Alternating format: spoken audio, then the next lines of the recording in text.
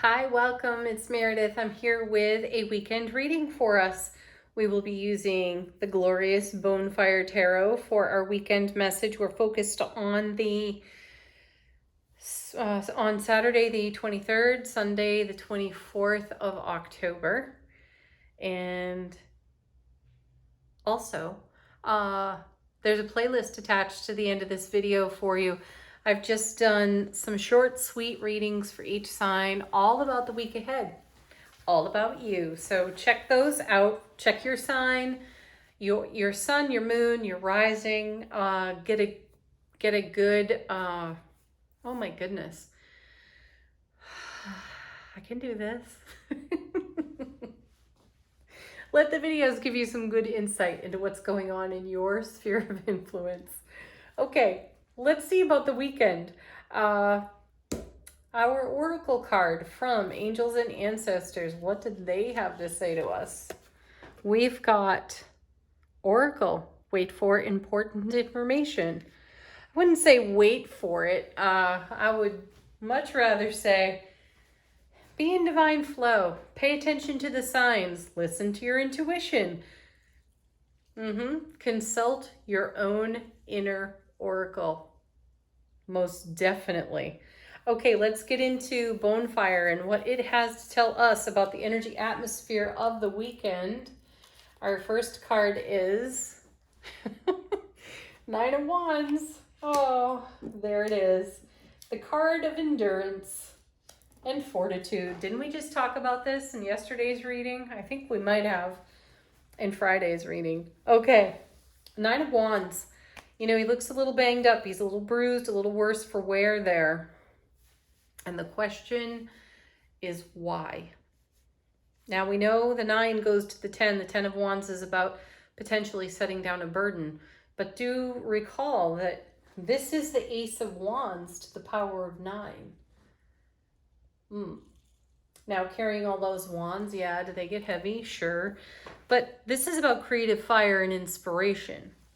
So what we're seeing here is a person who's looking as though they've invested a bit more than may be called for at the moment. So let this card be an opportunity to be exceptionally present within self-relationship so that we know how much to give and where not to, where to draw the line. The 9 of Wands is a card a little bit about boundaries and where are they within ourselves? You know, do we give to the point of exhaustion? Consider it. We've all done it. We've all done that. So we know what that feels like. Are we still doing it? Is there a circumstance that is drawing on us? And why are we allowing that?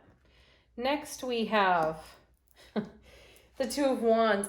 Beautiful card. I love this card because this is about crossing a threshold and stepping into a whole new world of experience. And it's very possible that our 9 of Wands is really talking to us about an old way of being and or doing that was exhausting. You know, work smarter, not harder kind of situation. And, you know, cross this portal upright, strong, fully informed, intuitively listening to our inner wisdom and checking the world for signs that are sending us in the right direction or calling us to the direction that's most fulfilling to us. We don't have to cross any kind of finish line looking like that guy on the 9 of Wands. There is another alternative. Oh, and then the Death card. Beautiful. This card has been with us for days. Oh, and happy birthday, Scorpio, by the way. We are now in Scorpio's season. Yeah. That's exciting. We're going to explore our depths. That's what Scorpio does. All right, so transformation going on here. Perhaps what's really happening is we've recognized this potential pattern over here on the 9 of Wands, and we're putting an end to that. We're going to allow that to pass off our foundation. Now, we had the Death card and the High Priestess together this week too, which means that we've been paying attention to the inner oracle, you know, and here she is in the oracle card. She's showing us what's in the periphery. She's showing us what's on the foundation that's not necessarily in alignment with working smarter or traveling lightly or simplifying things. She's going to point that out to us, and the Death card is going to help us transform it, which means sweeping it off the foundation. No more of that BS. And then Five of Wands. Yeah. You know, fives are unstable in tarot, and that's the beauty of them because they give us the opportunity to recognize that and find the stability and then make that a reality. So this Nine of Wands paired with the Five of Wands is a very unstable situation. So check yourselves here. Are you doing something in your world because you were just simply taught to do it that way? Well, that's how my grandmother did it, so that's how I'm going to do it. My grandmother did it, my mother did it, now I'm doing it. But does it work? Or does it create what you see in effect here on the Nine of Wands? If that's the case, ask yourself, is there a better way? So there's the potential for stability there. This is an inner battle. This is a conversation that we are having in our headspace. And we've got to bring that conversation into our heart space and engage our wisdom for it. And then, the Two of Swords, a decision to be made. It's underneath the Two of Wands. We have the two twos together. Twos are about creating miracles, by the way. So, don't give up 5 minutes before the miracle happens is really the message of twos. And there's a miraculous opportunity that we may not necessarily see at this time. See, she's blindfolded. She's got the swords crossed over her heart. She's in protection mode. And this is a natural response to what we see over here on the Nine of Wands. So again, we have to come back to, what are you doing? What pattern are you engaged in that you learned? And is it truly serving you? Likely no. And how can you do that different? How can you transform, Death card, that energy into a greater, more loving efficiency for you?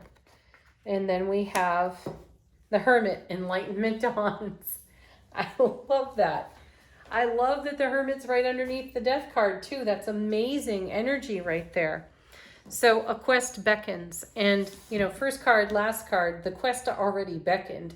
And we've been on that quest, and some of us are looking like this right now. Nine of Wands.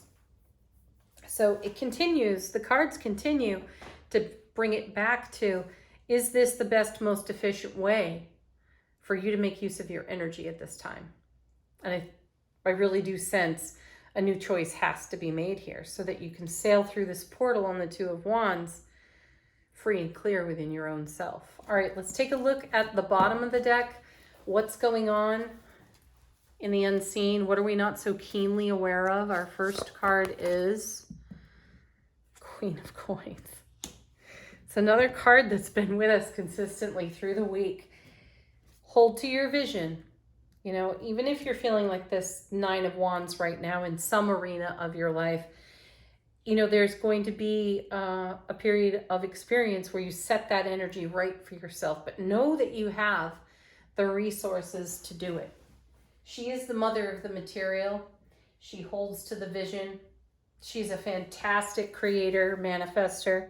So she represents that mastery within each of us. So we may not be so keenly aware of it because we're feeling too much of this in a particular arena in our world. So let's get a different perspective and let's look at things just a bit differently. The next card, the Sun. Yeah, see? Brilliant clarity. Love, bliss, joy, happiness. The happiest card of all in tarot on the table. This is where we're intending for ourselves. So if we're feeling this over here with one thing or a few things, the Sun card is all about where we want to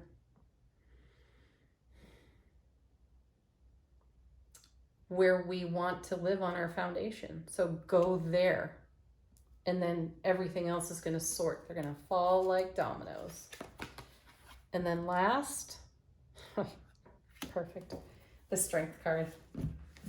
Another card we've seen on repeat this week. And have the courage to be vulnerable with yourself. Have the courage to be vulnerable to challenge what you were taught, what was handed to you. Just because your grandmother did it and your mother and whoever knows how many countless people have done it a certain way, whatever it is for you, it's your Nine of Wands, doesn't mean you have to do it that way too. Encourage, indulge your own curiosity. Have an adventure, have a new quest with your own self, and find a way that is right for you in all aspects of your life. Okay, angel answers.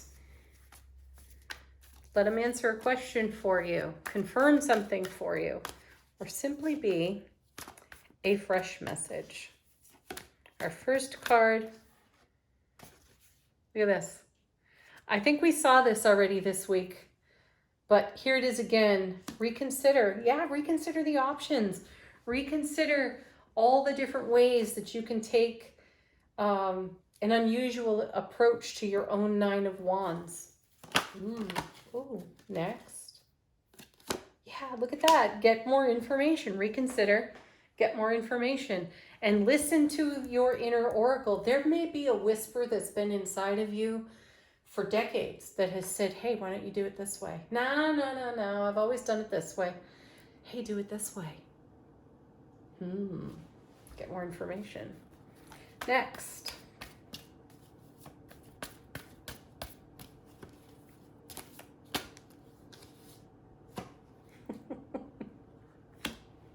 Seriously. Look for a sign. Yeah, it's right there. Inside of you. The sign is inside of you. Pay attention to it. All right, one more. Aw, one of my favorites too. And one that's fresh. We haven't seen this one in a while. Trust. Trust yourself. Trust your intuition. Trust your experience, your inner wisdom. Trust it. Okay, everybody, have a beautiful weekend. Thank you for joining me here, as always. So appreciated. Do check out the playlist. It's attached. It should be popping up now if it hasn't already. Check your sign, your sun, your moon, your rising. Check out your kids, your person, your people. Enjoy the videos. Let me know what you think of them and if you want to keep them here on the channel. Namaste.